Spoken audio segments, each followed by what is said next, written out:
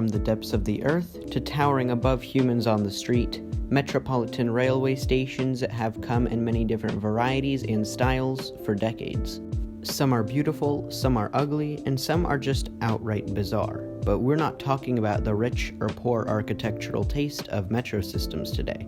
Instead, I'll be talking about engineering feats used to create metro stations and to provide urban transport for the masses, and how your metro station was made possible despite the major engineering challenges, using different construction methods and techniques.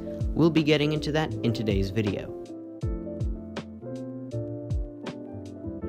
When it comes to metro stations, there are three kinds of general depths: underground, at grade, or elevated. Of course, the heights of those three disciplines heavily vary, but those are the three general categories. An underground station is put, well, under the ground.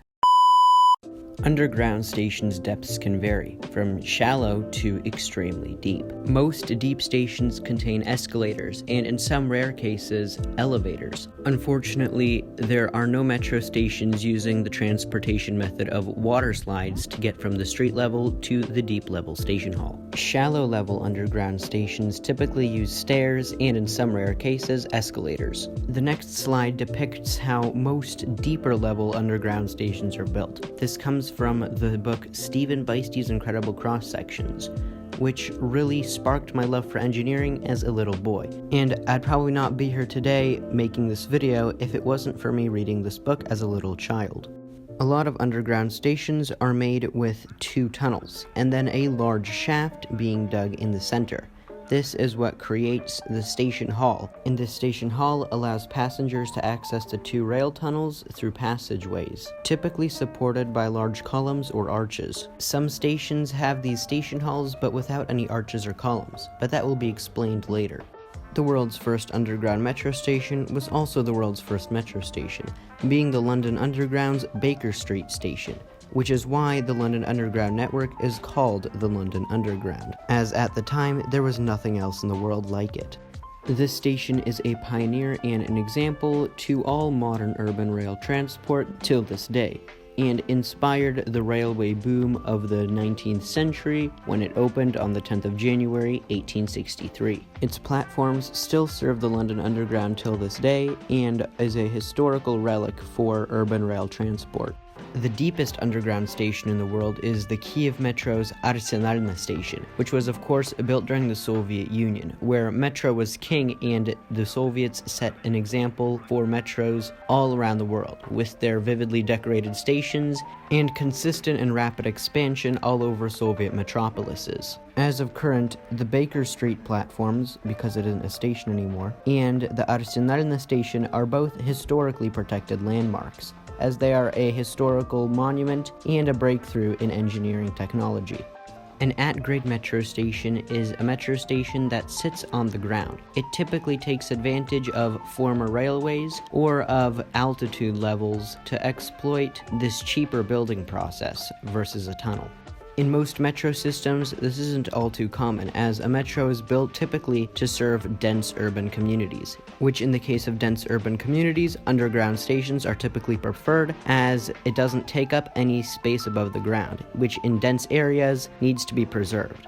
The only large metro system that comes to mind when talking about at-grade stations is the London Underground, which 55% of the London Underground's network is actually at grade. So much for its name. Change the world. My final message. Goodbye.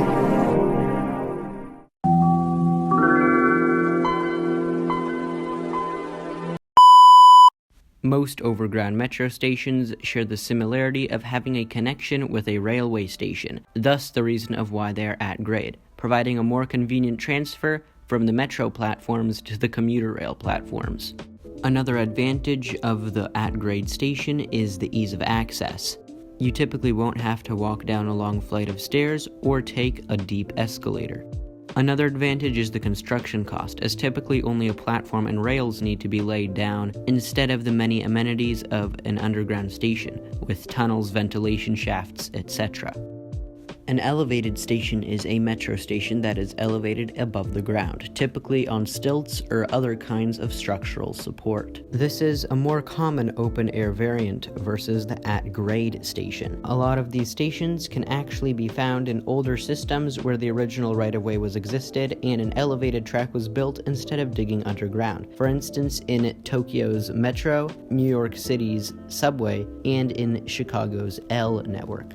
And then a lot of elevated stations are also found in newer networks such as Delhi and other cities in India, and typically are found in multiple cities across Asia. This is because in the last 50 years, a lot of major cities in Asia without a metro network had a public transportation boom, and these are large cities without metros, and simply building all the lines needed in such a short time with tunnels was impossible. So they found existing right-of-ways such as highways or rivers and built elevated tracks above them.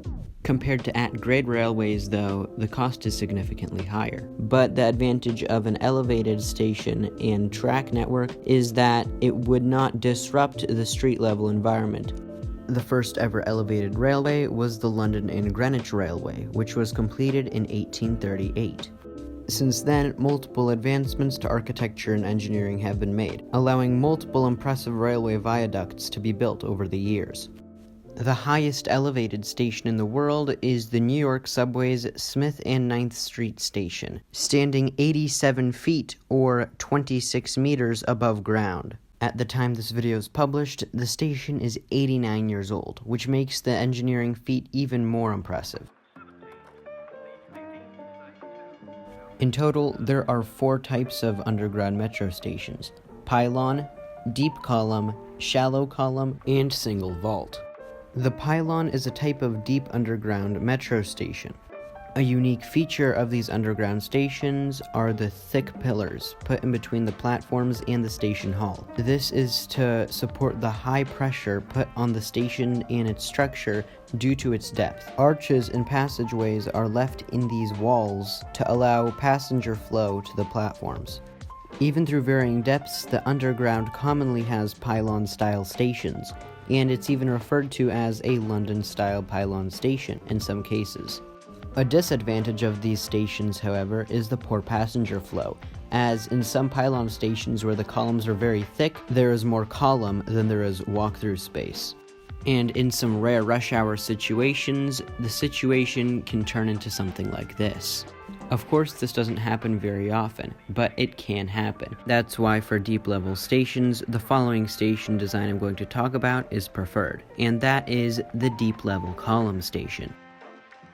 The deep column station is the deep ground counterpart of the pylon station, but instead with it having columns instead of very thick columns. These stations consist of a central hall connected by pillars which provide a passageway to the platforms through the station hall. A major advantage of these stations is the good passenger flow, because the columns are further apart and they are thinner, thus creating more room for passengers to move around during crowded rush hour.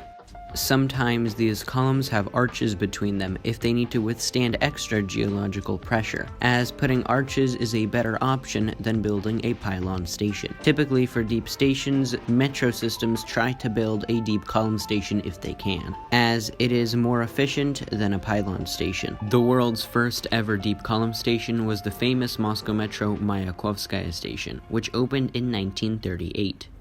How thick the columns are on a deep column station heavily depends on the depth of the station, as sometimes deep column stations can be mistaken as the next kind of metro station we'll be talking about, the shallow column station. Shallow column stations are typically known for their abundance of columns that are not spaced very far apart and that are relatively thin. The shallow column stations actually come in multiple different varieties, with different pillar placements and arrangements, to be able to withstand the geological pressure of the station underground location. Those were so many rhymes that it should be a crime, but it's okay, I do it all the time. My channel isn't monetized, so I don't even do it for a dime. I'm running out of time, so let's talk about the stations on your metro line. Yeah, so that was all basically me saying, on some shallow column stations, the pillars are sometimes closer to the middle, and sometimes they are further from the middle. Personally, I think that stations with columns have more aesthetic potential, so the last one is a controversial topic in the metro community, and that is the last station we're going to talk about, the single vault station. The single vault station is a type of underground metro station which consists of one wide, large station hall, with no columns or pillars obstructing the access to the platforms. It only has one shaft, or vault, thus the name single vault. Single vault stations can be built at deep or shallow heights, but are typically built at more shallow heights. These are also the best station for passenger flow, as there is nothing obstructing the access between the platforms and the station hall, as it is just a station hall, pretty much. If you want me to continue this series on railway engineering, please let me know. This is video's end. Last stop. Thank you for taking our service. Transfer to video Liberty Square Station Review. Thank you for choosing our service today. If you have any questions, please leave it in the suggestion box at the station vestibule.